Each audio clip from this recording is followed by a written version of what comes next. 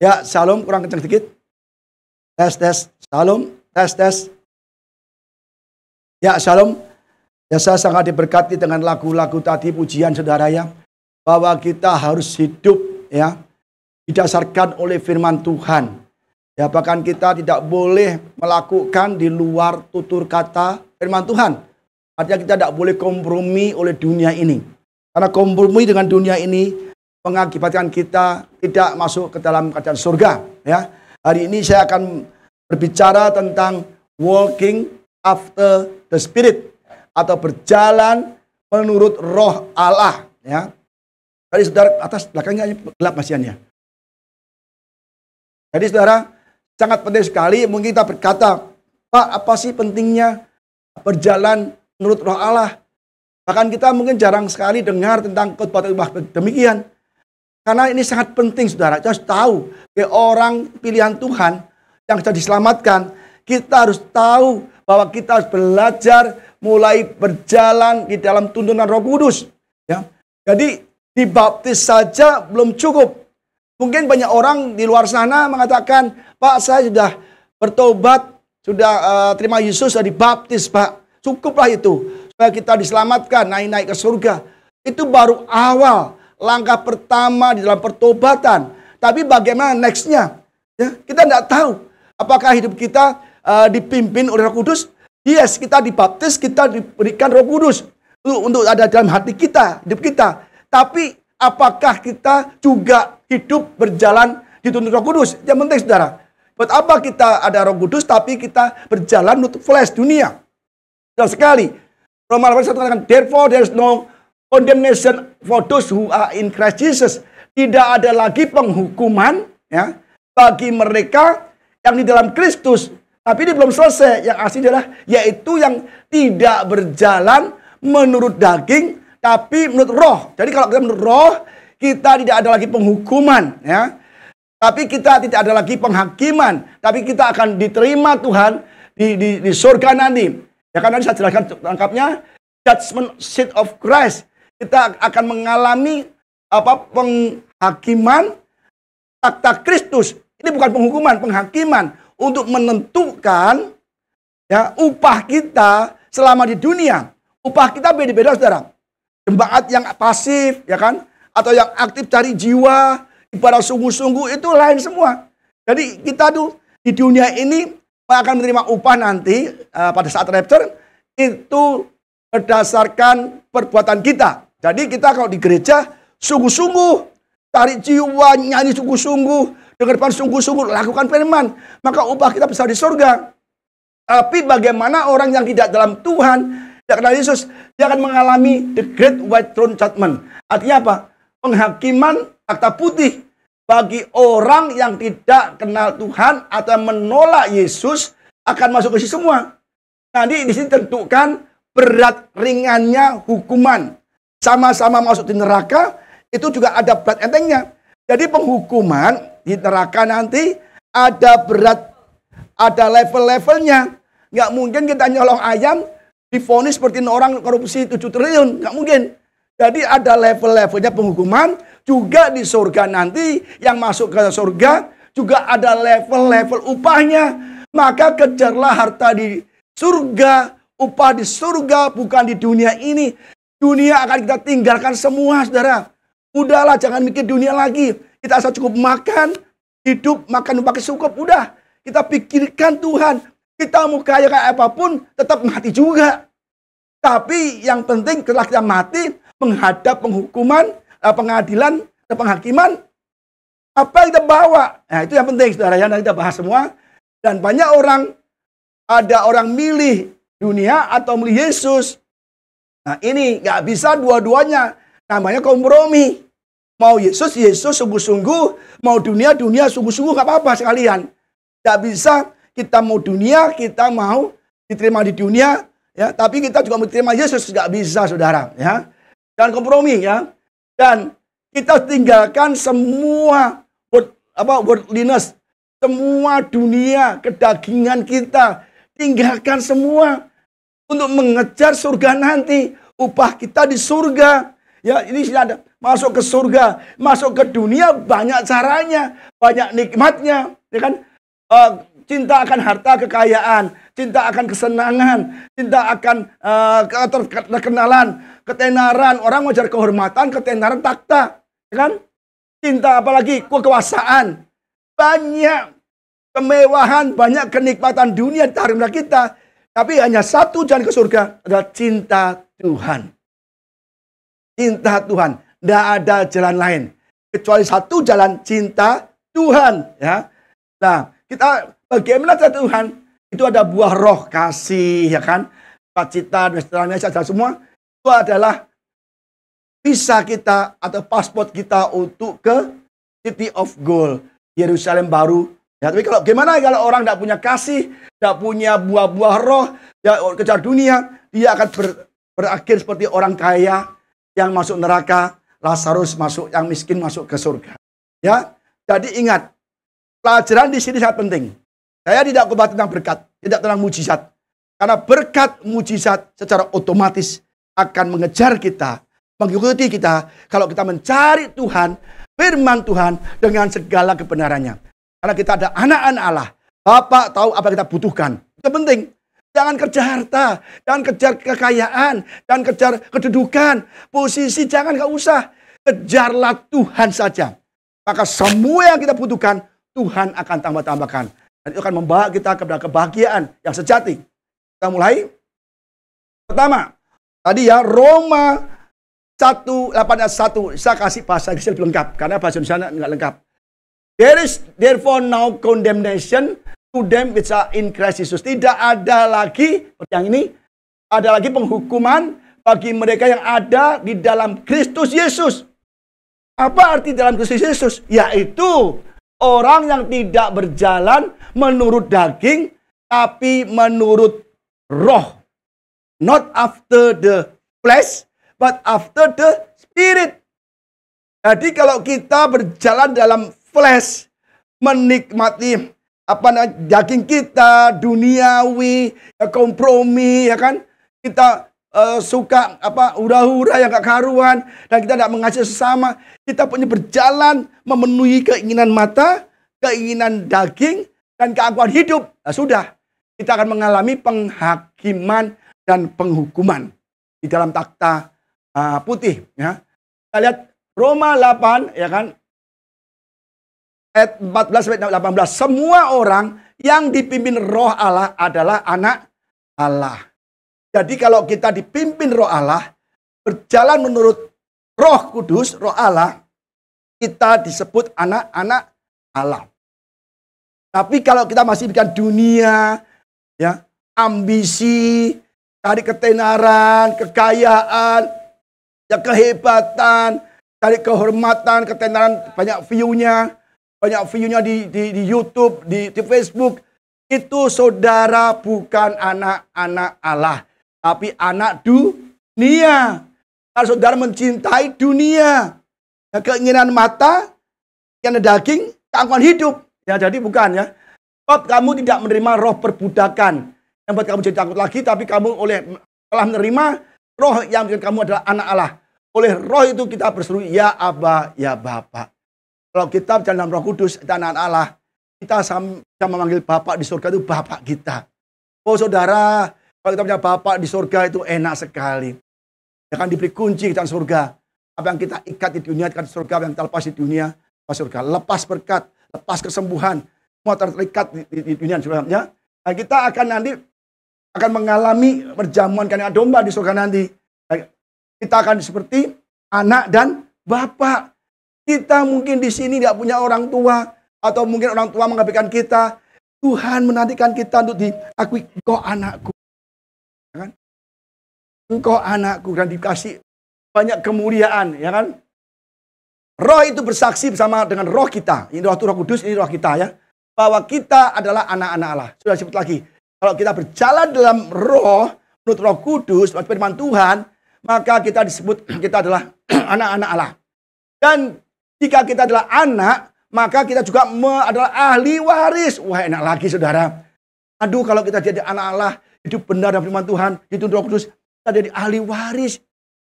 Saudara punya warisan dari orang tua berapa duit? Kan? Saudara bahagia.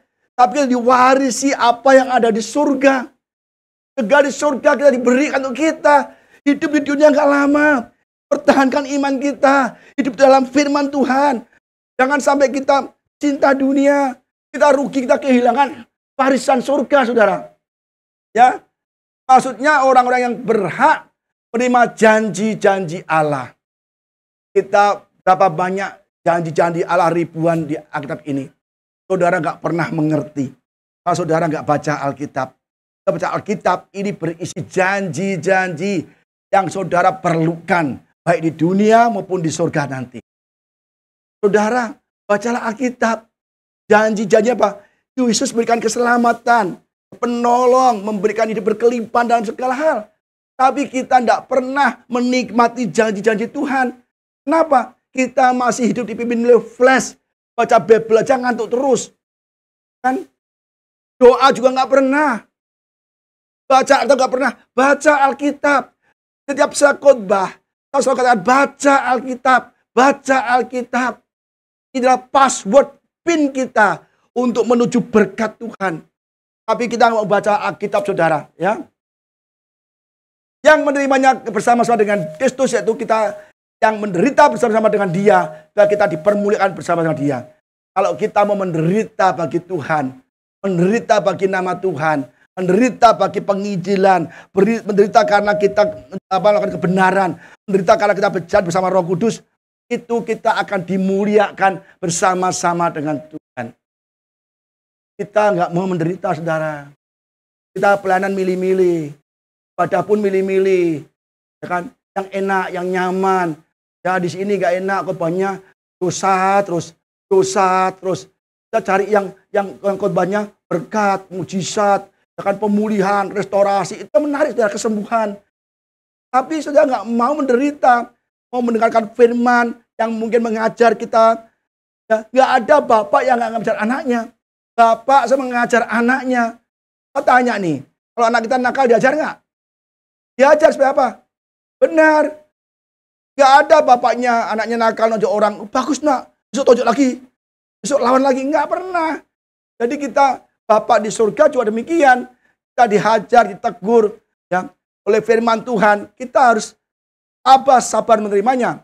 Pak, aku yakin bahwa penderitaan zaman sekarang ini tidak dapat dibanding dengan kemuliaan yang akan pada kita. Apakah yang menemukan kita? Penderitaankah? Sakit penyakitkah?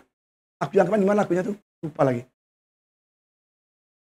Apa yang dapat memisahkanku dari kasih-Mu Tuhan, sahabatku? Niayakah, ketelanjangankah, tak satu pun. Jangan sampai masalah kita, penderitaan kita di dunia ini memisahkan kita dari kasih Bapa. Kalau saudara tekun berdoa, tekun beriman, tekun percaya pada Tuhan, baca firman setiap hari, memuji Tuhan dengan tekun, saya percaya masalah itu bisa kita lalui.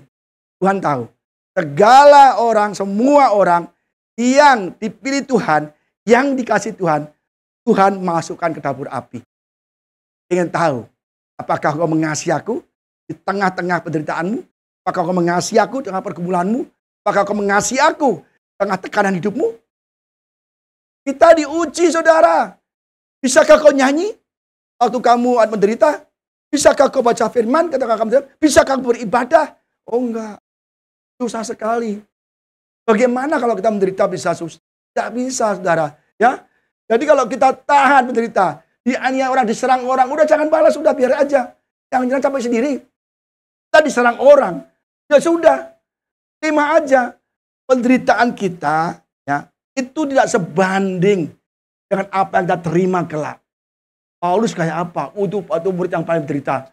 Paulus paling menderita. Baca itu. Karam kapal, didera 3 kali, sekali dera aja 39 kali cambukan. 3 kali kalikan dia 100 lebih. Belum dia difitnah, digebuk, dipukul. Aduh, pokoknya sampai digigit ular. Semua untuk apa? Untuk Kristus.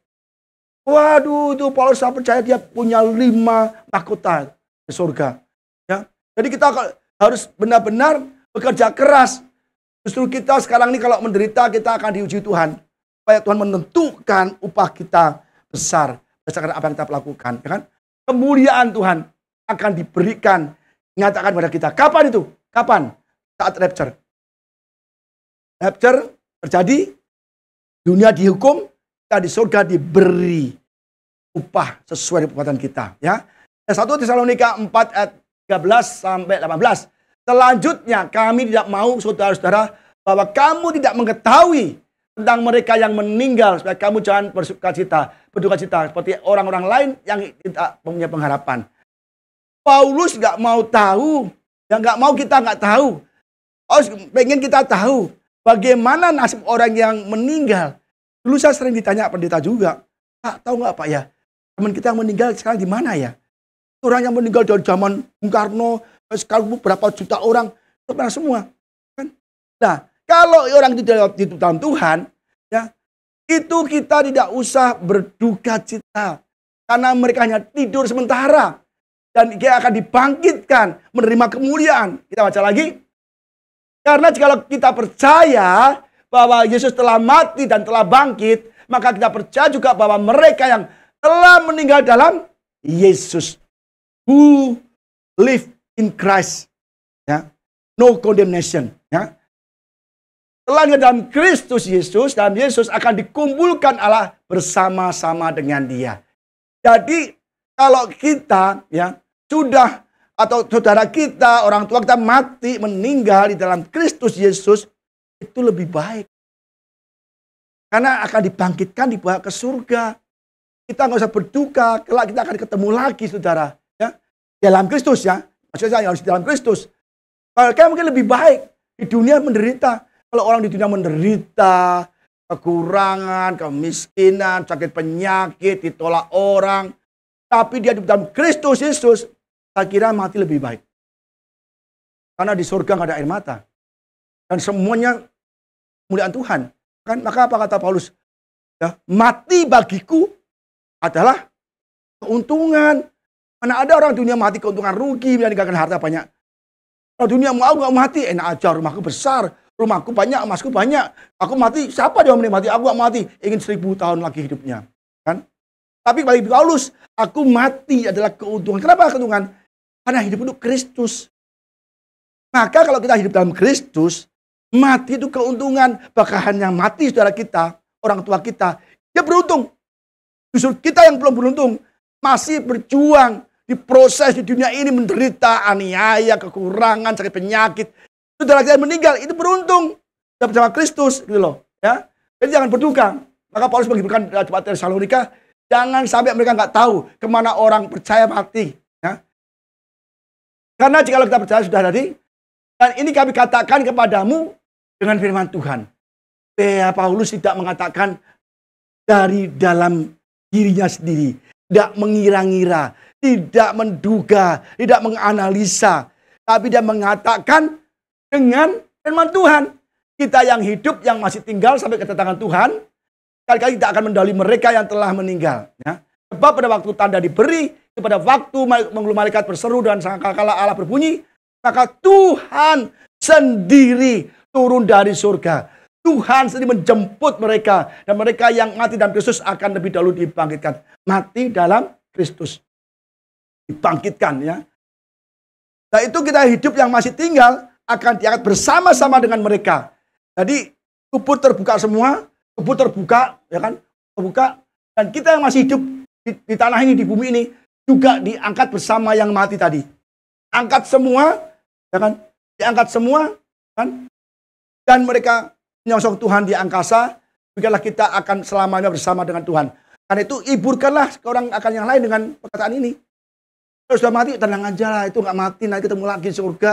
Tidak lama Tuhan datang, dia akan bangkit bersama-sama kita lagi. Hiburkan. Nah, mereka memang berduka wajar. Berduka hanya sebentar saja. Jangan berduka berlarut-larut. Banyak orang berduka berlarut-larut karena saudara meninggal, orang tua meninggal, istri meninggal, suami meninggal. Bahkan sampai kecewa sama Tuhan, bahkan menolak Tuhan jadi murtad. Boleh. Lebih baik dia meninggal dalam Kristus, lebih baik kan? Kalau begitu diangkat, maka terjadilah kekacauan di dunia. Pesawat terbang nabrak gedung, jatuh. Kenapa? Pilotnya di rapture. Orang lagi nyetir mobil, hilang supirnya. Kapal hilang nakodanya. Semua terjadi kekacauan serentak.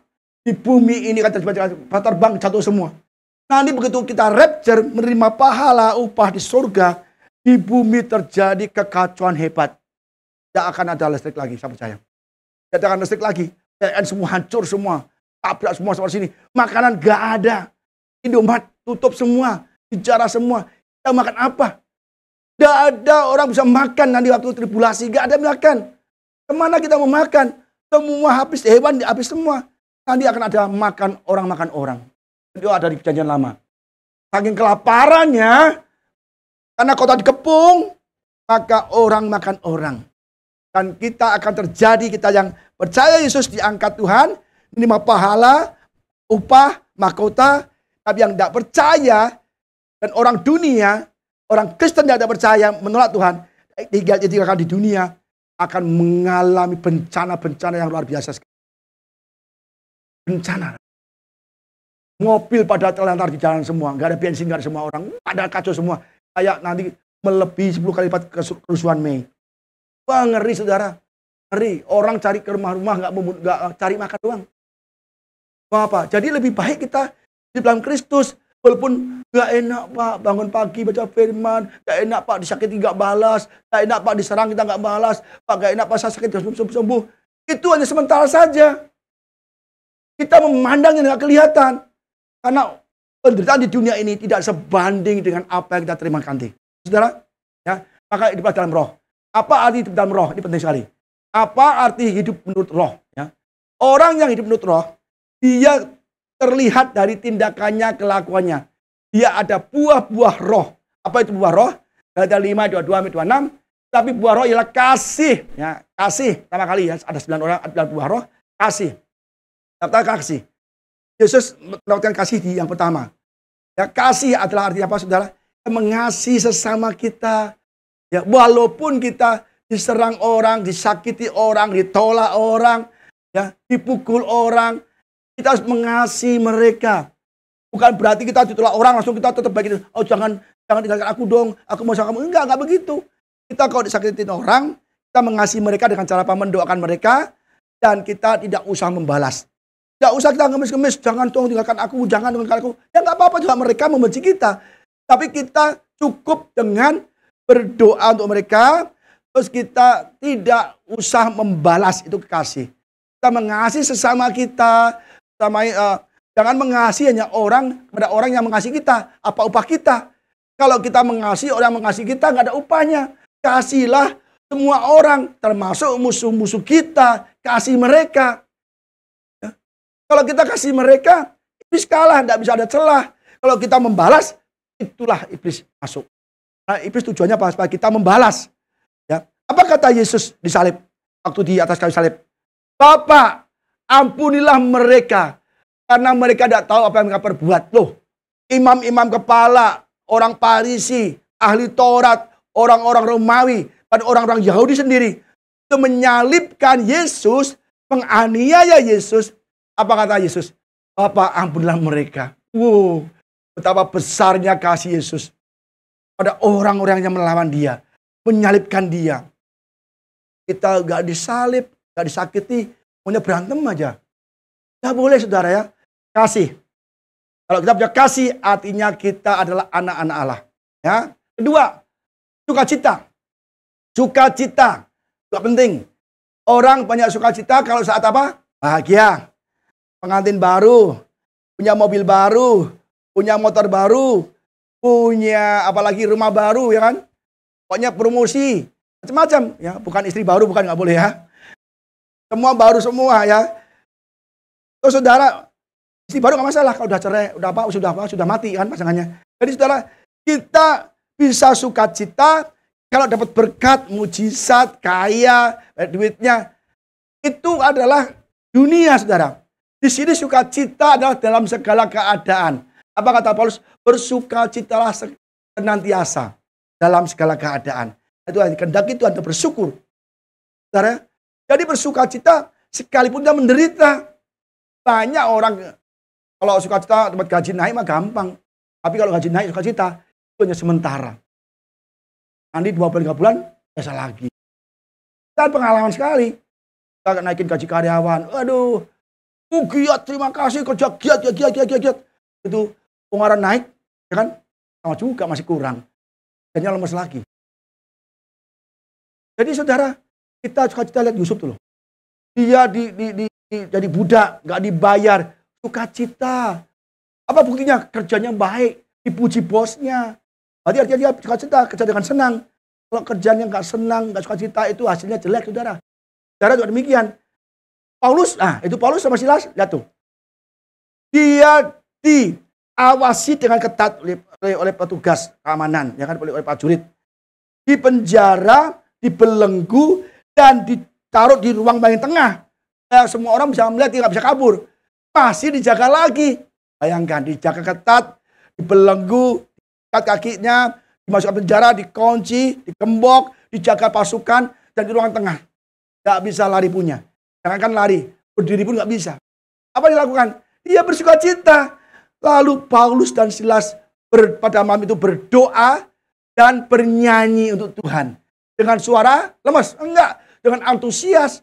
Sampai seluruh tawanan terdengar semua apa terjadi. Pertolongan Tuhan turun. Ya. Tadi kalau kita ada masa mengeluh, ngomel, memperpanjang proses saudara. Jangan memperpanjang proses penderitaan saudara. Jangan memperpanjang kesusahan saudara. Tapi perpendeklah itu kesusahan saudara dengan memuji, menyembah Tuhan dalam sukacita. Sukacita. Seperti siapa katanya si Ayub, ya kan? Hartanya habis, warganya hancur, kesehatannya hancur, penyakit. Apa kata Ayub? Tuhan yang memberi, Tuhan yang mengambil. Terpujilah Tuhan. Dia nggak kuat, ya kan? Nggak sukacita lagi.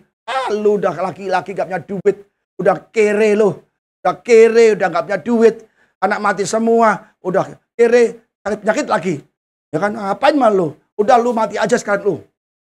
Dia nggak dalam Tuhan. Nah, sukacita. Kedua, damai sejahtera. Kata damai adalah kita harus membawa damai.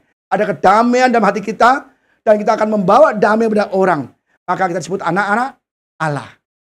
Kita nggak damai, membawa damai bagi orang banyak, kita belum punya buah roh. Kita belum berjalan ya menurut Roh Kudus. Karena buktinya ini berdamai ya. Sabaran. Sabar di sini hupomone. Ada disertai dengan penderitaan. Sabar, ini tanggal gajiannya belum sampai itu cepat. Aduh, tanggal 20 nih, kapan gajian nih? Sabar deh, gampang. Sabar disertai penderitaan, ya kan? Dianiaya karena nama Yesus, ditolak, diserang, menderita keuangan, bisnisnya bangkrut, diizinkan oleh Tuhan, seperti Ayub. Bisa nggak kita sabar? Yesus sabar sampai kayu salib. Yesus menderita, dianiaya, ditolak, dilempar batu, diludahi. Wah, pokoknya tidak enak semua. Tapi dia sabar sampai dia mau ke kayu salib. Kalau Yesus nggak sabar, dasar. Udah datang dengan keselamatan, udah susah-susah berikanmu keselamatan, masih begini, udah aku pulang ke surga aja. Yesus pulang ke surga, kita akan selamat, saudara. Dia sabar demi mengasihi kita. Jemaat yang kita aneh-aneh, sabar. Mungkin Tuhan berikan dia waktu untuk bertobat. Sabar, ya kan? Pak itu udah kita kasih tahu ngeyel Pak, ajak berantem dulu, sabar. Orang Jawa bilang sing waras sabar, yang nggak sabar nggak waras kan? Jadi waras ya sabar ya, jadi sabar ya. Kemurahan ya, kita murah hati, kebaikan hampir sama. Murah hati, baiklah kita sama semua orang ya. Kalau punya tolong orang lain ya, tolong pekerjaan Tuhan. Kalau orang lainnya kesusahan, ya. Maka tadi orang kaya tak menolong Lazarus yang miskin, makannya mewah. Wah, banyak daging babi, sapi, ayam, ya kan semua lengkap. Tapi orang miskin satu aja, kan antri satu aja Lazarus. Dia dikasih makan, kasih kayak sepiring, nih sepiring kamu makan, nih sepiring kamu makan. Kan enak kan? Dia ke surga, menikmati dunia, masuk ke surga. Lazarus gak kasih makan. Dia hanya makan dari makanan yang jatuh dari mejanya. Dia kalau jatuh, Kalau makannya nggak jatuh-jatuh gimana? Kejar dong. Kapan jatuhnya? Mudah-mudahan telurnya gelinding satu. Kita makan telur. Enggak, saudara. Maka dia nggak masuk ke surga, ya. Lazarus masuk ke surga. Orang kaya nggak masuk ke surga karena nggak ada murah hati, kebaikan. Injilah saudara. Contoh yang simpel, misalnya kita mau parkir, ya misalnya 3.000 dan 5.000, kasih lebih lah. Ya kan? Kasih lebih, ya kan? Jangan sampai kita pelit tuh loh. Ada orang susah, ya kan? Kasih orang miskin 5.000, kita kasih ini 50.000 kembali ya. Dari mana kembali saya nggak punya uang? Kasih lebih, ya kan? Jangan sampai kita pelit, saudara ya. Udah ngasih orang miskin, nggak kembalian lagi. Udah nggak usah di sana. Rela kamu, ya kan? Kesetiaan, setia kepada Tuhan, jangan sampai Tuhan datang menjemput kita. Setia dalam segala keadaan. Ini adalah jemaat Philadelphia. Tuhan tahu, aku tahu, kekuatanmu kecil, tapi kamu setia atas namaku, membela aku, walaupun banyak penderitaan, maka akan diangkat oleh Tuhan ke surga, ya. Iya, lemah lembutan, ya, ngalah, ya, jangan boleh berantem, ngalah terus, ngalah. Kayak Musa tuh sakiti banyak Israel, sakiti banyak hati Musa, benar tuh. Kalau orang dunia aja, kalau kita aja belum kuat ya, udah Tuhan sambar dia mau petir suar mati semua aja, udah buat aku Tuhan, kasih dipimpin dari Mesir ke Kanaan, udah kasih ini, masih cap berontak Tuhan, udah habisi Tuhan. Tapi Musa baik, lemah lembut. Kalau kau bunuh mereka Tuhan, jangan hapuslah namaku. Ya Tuhan tidak menjadi membinasakan bangsa ini. Karena Musa bilang, kalau engkau bunuh mereka semua, lebih baik hapus namaku dalam kitab hidup. Lemah lembut, ya, mengorbankan diri. Penguasaan diri, self control, penguasaan diri, ya, lapar mata, ya, dan lapar mata saudara ya. Tidak ada hukum yang menentang hal-hal itu. Barang siapa menjadi milik Yesus, ya Kristus Yesus, dia telah menyalibkan daging dan segala hawa nafsu dan keinginannya. Jadi kalau kita masih kedagingan, ya kan, masih hidup pikirkan ambisi, kekayaan, mengejar kesuksesan, harta, mengejar apa ini emas, ya, harta, saudara tidak akan masuk surga, tidak akan bisa diangkat Tuhan, ya. Maka di sini selalu ada emas, ya, namanya ada Alkitab, perbandingan emas saya jauhkan. Karena mau emas atau Alkitab, nggak bisa begini, nggak bisa. Saya jauhkan dikit, ya. Pisah, saudara ya. Jadi kalau kita hidup oleh Roh, baiklah hidup kita juga dipimpin oleh Roh. Ingat ya. Jadi kalau kita terima Roh Kudus masuk dalam hati kita, izinkanlah Roh Kudus biarkanlah untuk memimpin dan hidup kita. Firman Tuhan, Roh Allah untuk memimpin hidup kita. Karena firman Tuhan adalah terang, ya, pelita bagi kaki kita, terang bagi jalan-jalannya kita. Maka kita lewat gelapan menyingkir. Karena kita ada terang. Dan kita terang, kaki kita ada pelita, ada lampu, jalannya terang, itu tidak akan terjatuh lubang. Kalau orang tidak punya terang, dia akan terjatuh-jatuh. Ya, kalau kita nggak punya terang, nggak punya firman Tuhan, maka hidup kita akan gagal terus. Kita akan mudah murtad, mudah goyah iman kita, saudara ya. Dan janganlah kita gila hormat, ya. Gila hormat, orang gila hormat itu nggak masuk ke kita. Gila hormat, gila apalagi, gila harta, gila wanita. Orang Jawa bilang apa? Edan harta, edan takta, edan wanita, ya kan? Waduh, saudara, itu kita tidak masuk ke surga. Apalagi edan beneran, boleh. Gila bener nggak boleh ya, ya. Edan edoan, nah itu ada akan apa? Edan wanita nggak boleh ya.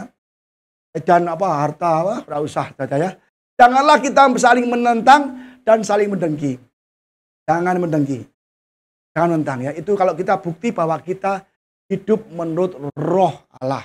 Jadi ada buah roh ya.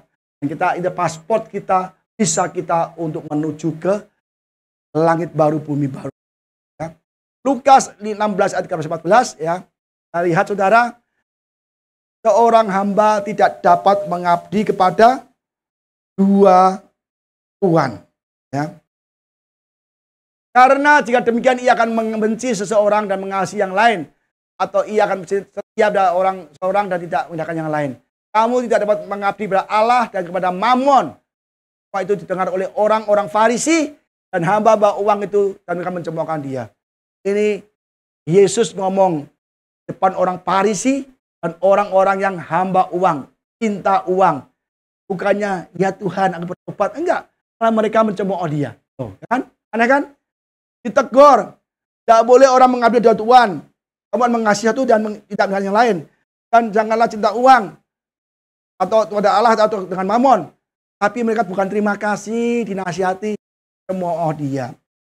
Maka kalau kita nasihatin orang, ya kan, kasih firman Tuhan pada orang lain, kita dicemooh sudah biasa. Itu sudah mengalaminya. Ya. Serang dan mengalaminya. Berapa kali saya diserang karena kita ngomong soal rapture, soal akhir zaman. Saya bilang di gereja ini selalu akan mengajarkan akhir zaman. Mempersiapkan jemaat untuk diangkat Tuhan ke surga. Dan berkat itu penting, tapi akan mengikuti secara otomatis. Maka kita cari Tuhan dulu. Kebenaran Tuhan, firman Tuhan. Maka semua berkat akan yang kita butuhkan akan diberikan. Nah, jadi ini kalau kita nggak boleh. Ada dua, ya kan, pribadi. Tuhan dan iblis. Nah, kita mau kemana? Iblis, ya sudah iblis. Tuhan, ya nggak boleh iblis. Tapi kita banyak orang gereja ini, dia satu kaki di Tuhan, satu kaki lagi di dunia. Itu namanya kompromi. Dan Tuhan akan memuntahkan kita. Jemaat Laodikia. Tidak hangat, tidak dingin, tapi akan dimuntahkan.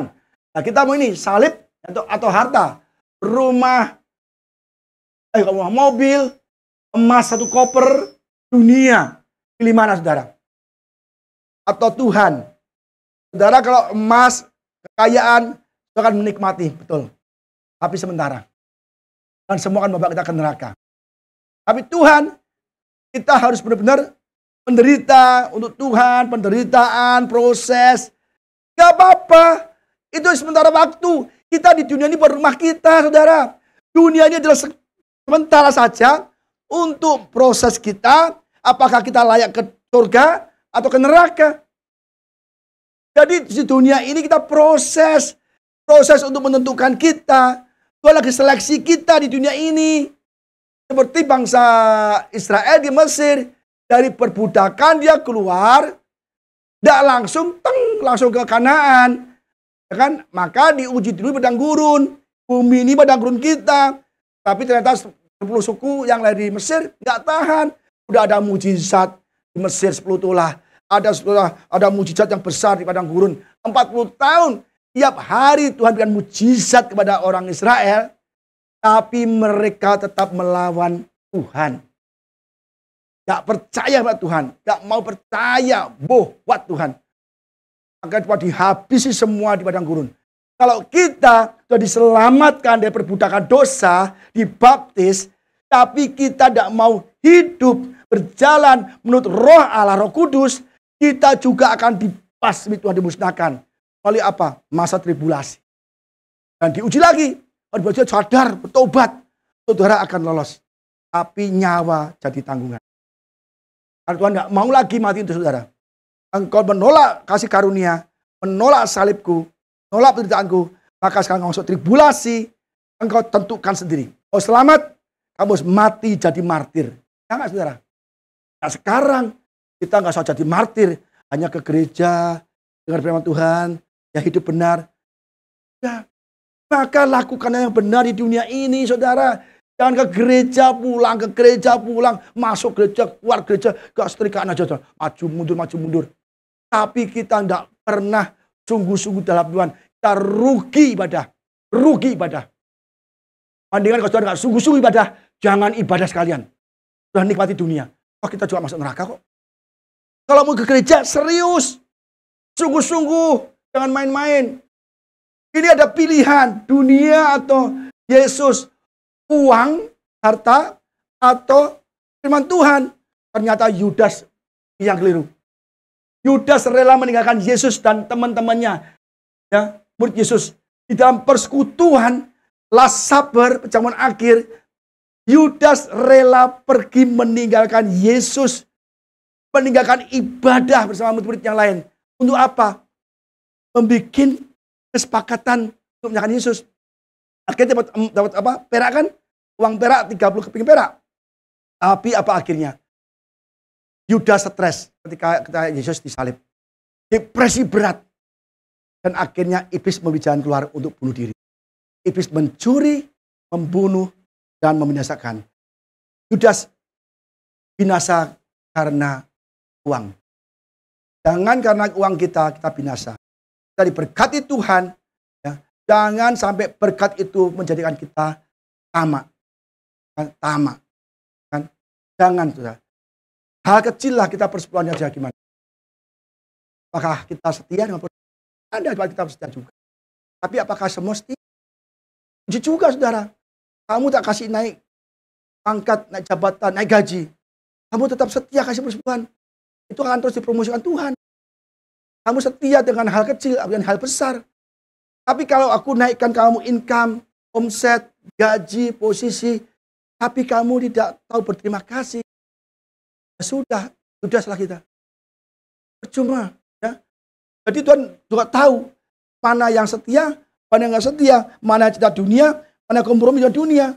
Jangan sampai harta doakan kita dari Tuhan, saudara. Banyak orang diberkati, ya kan? Pagi sibuknya tidak ada ke gereja. Kenapa Pak sibuk? Ada yang punya anak, apa? Anak sama kecil Pak, nggak bisa ke gereja. Loh, kamu dulu antar anak. Kasih anak nggak ke gereja. Oh gitu udah aku kasih anak. Dong, anak-anak kamu menjauhkan kepada aku. Bangsa Israel dikasih emas, bukan untuk memuliakan Tuhan, untuk bikin apa? Patung anak lembu emas, disembah. Lah apa kata demikian? Diberi harta, diberi kekayaan, kesehatan. Waktu itu jadi apa? Dalam kita, di musik juga. Mana di musik? Nah, di musik. Diberi karunia, jangan semata-mata untuk dunia. Oh Pak enak Pak, di papa, gaji gede Pak. Tapi itu, waduh kalau yang di papa besar, kali gesek saxophone, kali kita trompet, kali kita main gitar. Wah duitnya banyak Pak, wah dikasih makan enak lagi. Gereja kering. Banyak mainnya, banyak nyanyinya, tapi mana? Nah itu kita harus tahu mana untuk Tuhan, dan mana untuk pelayanan, mana untuk kita hidup. Boleh, sudah boleh. Tapi utamakanlah pekerjaan Tuhan. Jangan mengensel pekerjaan Tuhan. Hanya waktu yang sama kita diberikan dunia lebih baik. Banyak sekali orang cancel kita karena dia ada pelayanan lebih baik lagi, ada acara pesta lebih banyak. Jangan sampai terjadi ya. Kita orang-orang musik ya, masuk Leo juga.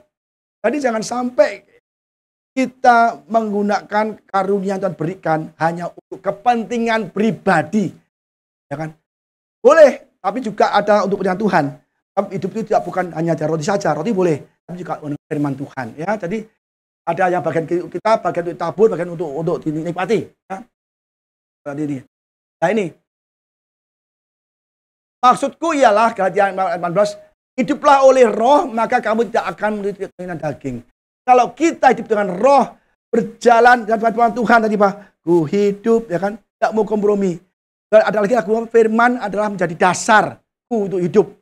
Kalau dasar kita firman Tuhan, berjalan untuk roh, maka saudara, lihat nih, kita tidak akan menuruti keinginan daging. Kalau orang masih mikir daging, kesuksesan, kehebatan, itu kita belum berjalan untuk roh. Ya. Sebab keinginan daging berlawanan dengan keinginan roh. Keinginan roh berlawanan dengan keinginan daging. Karena keduanya bertentangan, sehingga kamu tidak setiap kali melakukan apa yang kamu kehendaki. Kita tuh bertentangan. Kita melakukan baik dan nggak bisa melakukan yang baik. Aku ingin yang baik nggak bisa. Tapi sebaliknya, kita nggak melakukan yang nggak baik, kita melakukan yang enggak. Jadi bertentangan. Kita ada godaan atau kontraksi ada di dalam hati kita. Ya, kita harus tahu saudara, berjalan menurut roh, maka kita tidak akan menuruti daging. Jadi roh atau daging terserah kita, ya kan? Galatia 6:8, jangan sesat. Ini kata Paulus pada Galatia, Allah tidak membiarkan dirinya dipermainkan. Karena apa yang ditabur orang itu juga akan dituainya. Kita menabur kejahatan, menabur kebencian, menabur dunia. Kita juga akan menuai kebinasaan. Barang siapa menabur dalam dagingnya, ia akan menuai kebinasaan dari dagingnya. Tapi barang siapa menabur dalam roh, ia menuai hidup yang kekal dari roh itu sendiri. Jadi saudara, apa yang kita tuai sekarang? Daging dunia atau Roh Kudus. Kita menabur kebenaran, menabur firman Tuhan, menabur kebajikan, kemurahan hati, menabur semua. Maka kita akan menerima hidup yang kekal. Kalau kita menaburnya daging, semua udah semua dunia, kita akan menuai kebinasaan ya. Sekali ya. Apa arti hidup menurut daging untuk dunia? Aduh, tadi apa arti hidup menurut roh? Sekarang, apa arti hidup menurut daging? Waduh, jamnya habis lah. Galatia 5:19-26, perbuatan daging telah nyata itu percabulan, kecemaran, kita sudah tahu semua, hawa nafsu, penyembahan berhala. Ini berhala bisa kita jelaskan lagi. Kalau dulu berhala patung-patung atau dewa-dewa, kalau sekarang enggak, HP kita jadi berhala. Kita main HP terus, doa ngantuk, suruh ibadah ngantuk, gak mau. Nah, uang kita, pekerjaan kita, keluarga kita, anak kita, hewan kita, anjing kita, semua bisa diberhala. Kan? Sekali, sihir, perseteruan, perselisihan, iri hati. Lah, perselisihan, orang yang suka berselisih, itu dia hidup di dalam daging. Hah? Apalagi, pencitraan, kepentingan diri sendiri. Ini orang selalu egois, semua mikir diri sendiri, orang lain bodoh amat sendiri-sendiri. Itu orang yang tidak hidup dalam roh. Ingat saudara, jangan egois. Kita juga memerhatikan orang lain, kepentingan orang lain. Atau egois dan semua untuk keuntungan sendiri semua. Maka kita juga tidak akan selamat. Ya, Saul kan, kalau Samuel nggak datang, aku bisa ditinggal oleh rakyatku. Aku nggak dihargai, nggak dihormati. Itu kepentingan sendiri demi kehormatannya. Maka Saul juga ditolak Tuhan. Ya, percitraan, orang yang suka menyerang nih ya, pemecah belah, ya orang yang suka bikin gosip, pecah belah jemaat, dihasut, itu bukan dari Tuhan. Itu hidupnya dari daging. Ya. Dengkian, kemabukan, orang yang mabuk juga ngomongnya ngawur-ngawur, nggak boleh juga kan. Pasti dia akan keluar semua isi hatinya kan. Pesta pora, sebagainya. Dan semuanya itu peringatkan padamu, seperti yang telah kubuat dahulu. Ya, dulu Paulus nggak pernah demikian. Paulus dulu pernah lakukan demikian waktu dia belum dijamah Tuhan. Masih jadi ahli Taurat. Ya, jadi orang-orang Farisi dia. Bahwa barang siapa melakukan hal-hal yang demikian, dia tidak akan dapat bagian dalam kerajaan. Nah, jelas sekali bahwa kita ada 7 dosa manusia, hawa nafsu, ya. Harus kita proteksi hati kita, hawa nafsu, glutoni, rakus, orang yang rakus juga tidak masuk surga, ya. Karena 7 dosa manusia yang mematikan, ya kan. Pride, kesombongan, kesombong banget, ya. Orang lain direndahkan, ditekan, dimaki-maki, dia menyombongkan diri. Nah, itu artinya ada pride dalam hidup orang itu, kan. Lot, malas terus, ya kan, itu juga dosa. Pride itu kemarahan, amarah. Marah boleh yang rohani. Anak kita kalau main peso kita marah nggak? Marah. Anak kita nakal kita marah. Marah untuk membangun. Orang tua yang baik memarahi anaknya kalau dia salah. Tapi ini amarah. Marah tanpa aturan. Marah orang gampang marah, emosi, temper. Temperamennya tinggi, nggak boleh. Greed, serakah, nggak boleh. Makanya kita harus generous, harus amal, harus loyal, memberi, mengasihi, donate itu menyumbangkan, ya amal ya. Something you like but don't need to the poor ya. Jadi kita harus memberikan kepada orang-orang miskin, janda-janda miskin, panti asuhan, panti jompo, ya. Envy, envy adalah iri hati. Jangan iri hati. 7 dosa yang mematikan. Kita harus tahu bahwa kita akhiri nasihat ini terakhir karena waktu sudah habis ya. Yohanes 2:15-17. Janganlah kamu mengasihi dunia dan apa yang ada di dalamnya. Kalau orang mengasihi dunia, maka kasih akan Bapa tidak ada dalam orang itu. Kalau kita mengasihi dunia, duniawi, dagingan, yang mengejar kekayaan, ambisi semua, artinya kita tidak punya kasih Bapa. Jelas. Orang yang tukang marah, tukang hasut, tidak setia, tidak loyal, tidak sabar, tidak ada penguasaan diri, itu bukan dari Bapa. Sebab semua yang ada di dalam dunia itu keinginan daging, dan keinginan mata dan keangkuhan hidup bukanlah berasal dari Bapa yang dari. Kalau kita masih tenang mata kita, ya, melihat yang tidak layak dilihat, misalnya dosa, ya, zinahan, pornografi, harta benda, keinginan apa itu, kita benar-benar melihat ingin, seperti Hawa, lihat buah menarik hatinya, lihat buah, kan? Terus keinginan mata, keinginan daging, dan juga nggak boleh karena daging, karena harta, karena kekayaan, karena pasangan hidup, karena kerjaan, kita ambisi, kan? Terus kalau hidup sombong, ya, itu nggak boleh, itu bukan berasal dari Bapa, tapi dari dunia. Dan dunia ini sedang lenyap dengan keinginannya, tetapi orang yang melakukan kehendak Bapa tetap hidup itu selama-lamanya. Dunia dan kita semua akan lenyap. Tapi kalau kita lakukan kehendak Bapa, kita akan diangkat Tuhan bersama-sama Yesus, kita masuk ke surga. Ya. Apa gunanya seorang memperoleh seluruh harta di dunia? Apa gunanya seorang memperoleh seluruh dunia, tapi ia kehilangan nyawanya? Karena apakah yang dapat diberikan sebagai ganti nyawanya? Kita kaya raya. Kaya raya. Orang dunia kaya raya bisa? Bisa, sangat bisa. Orang dunia kaya banget bisa. Bahkan yang kaya itu adalah orang dunia malahan. Yang kaya-kaya di dunia itu orang dunia. Yang nggak kenal Yesus. Yang menolak Yesus itu orang kaya-kaya semua, sudah. Tapi mereka berakhir di neraka. Terus kan, apa buktinya? Maka ini ada tadi saya bahas mengenai Lazarus orang kaya. Kita lihat nih. Ada seorang kaya yang selalu berpakaian jubah ungu dan kain halus. Dan setiap hari ia bersukaria dalam kemewahannya. Orang kaya nih. Pakai jubah yang ungu, yang halus, yang mahal. Mari dia bersukaria dalam kemewahannya. Dan ada seorang pengemis bernama Lazarus. Badannya penuh dengan borok, berbaring dekat pintu rumah orang kaya itu. Kaya, banyak ada orang miskin, Lazarus, ya kan? Dia kelaparan dan ingin menghilangkan laparnya dengan apa yang jatuh dari meja orang kaya itu. Malahan anjing-anjing datang menjilat boroknya. Kemudian matilah orang miskin itu, lalu dibawa oleh malaikat-malaikat ke pangkuan Abraham, ke Firdaus. Ya.